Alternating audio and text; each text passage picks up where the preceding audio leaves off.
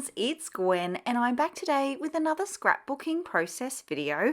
Today's share is for Cut to You, and if you notice my desk looks a little bit different, that's because I'm recording this layout whilst I'm away on scrapbook retreat. I've pulled out Pink Fresh Studio Happy Heart Collection, and I'm going to be working with two cut files for this layout. The first one is a background design, and that one is called Intersecting Lines. And then the second is actually one that's made for travelers' notebooks, but I'm going to use it as the title for my layout. And here is the plan. I do have a plan for this one. I'm going to back the background cut file just in the one color. So this is just blue cardstock from my stash.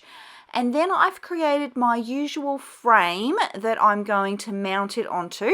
And the idea was that the lines would represent the lines that an aeroplane makes in the sky, because this photo is actually of my sister when we went on that airplane trip in December. So this is a shot that I took of her in the plane, and I just wanted that background cut file to sort of represent the sky and then the loop-de-loops that the plane would be doing. I'm going to mount my photo in the same pattern paper that I've used for the outer edge of the layout. And that's a little bit of a trick that I use to help the layout feel like it's pulled together. Don't have to think too hard about it. I just find that if I match those two elements, I'm already on my way for a layout that looks cohesive. Next up, I can get backing the cut file, and for this one I'm being a bit extravagant actually, because I'm using the pastel colors in that pattern paper there that has the circles on it.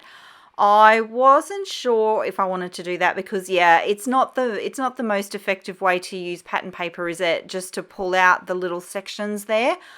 But I was thinking I end up with so much, why not just use it? So that's what I've done. So I've backed each of the letters in the word currently in a different combination of the pretty pastels. I was looking for something that would not have a print, and that's because this title is going to go on top of the cut file with all the lines in it, and I just felt like pattern on pattern on pattern might have been a bit tricky for like readability. So I just went with the pretty pastels, no print at all in this pattern paper, and I love how that turned out. It's really, really cute. If you're looking for more details on how I go about backing cut files, I'll leave some details in a card here for you. I've got several videos now on the channel with all of the details and lots of instruction on how I do that. Okay, so the design is nearly fully backed now. What I do next off camera is add the foam tape behind. So there's little pieces of foam tape behind all of those letters. The photo there is also raised up, so there's a little bit of a height difference between the background of the layout and then those two elements. So that's the bones of the layout all done. I really wanted to use some of those title elements, but it was a bit tricky with the word currently. I do find a couple though in one of the embellishment packs. I believe this is my first layout with this collection, first or second anyway. So I'm not super familiar with all of the pieces in there. So I'm just going through, picking out bits that I think will work. Anything that I know 100% won't work, I'm pushing aside. I want to eliminate that from my mind so that I can focus on options that will work. And I end up laying it out like so. Now, this is exactly why I don't glue stuff down until I'm really, really sure. When I first positioned these elements, I actually made them up too high on the layout. So if I had just glued down as I went, I wouldn't have the option of being able to scooch them all down a little bit. But because I'd left it all there, once I'd placed it, I was like, oh, it's a bit high.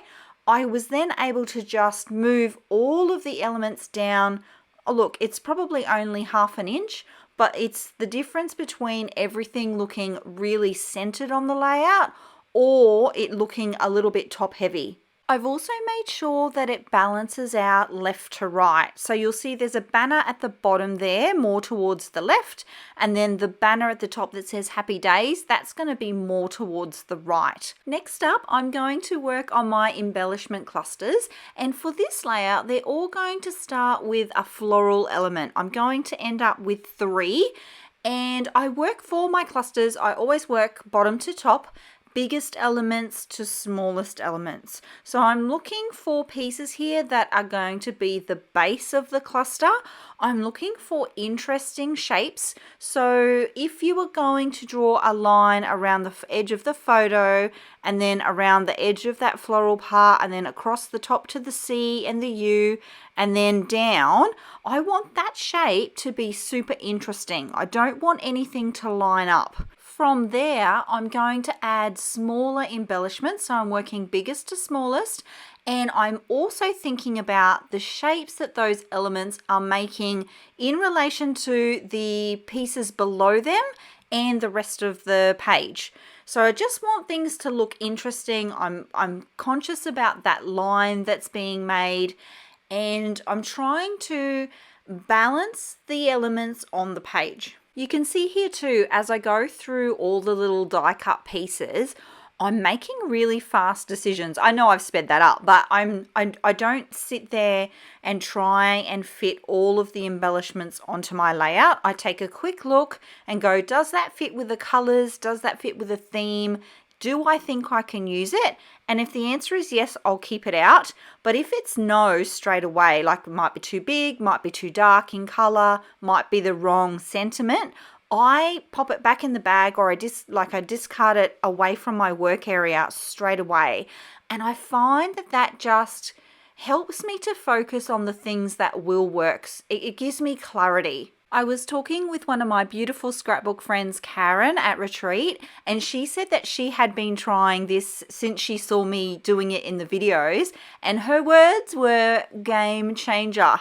So I recommend you give it a go. So as I've been chatting away, I am working towards my smallest elements now. I've added a couple of butterflies, one at the top and one at the bottom to kind of balance things out. I'm going with some little sentiments. I like these type sentiments as a finishing detail for a layout. I find that they help tell the story. They're kind of like my journaling. I journal on the back of my layouts, but I like to have extra text on the front of the pages. I feel like that works really well with my style. And I'm going to call the layout done. Thank you so much for being here, my creative friends. If you like the way that I scrapbook or the way that I chat about the way that I scrapbook, I would love it if you give this video a thumbs up. If you're new, consider subscribing to see more videos just like this one. And I'll see you all next time. Until then, bye.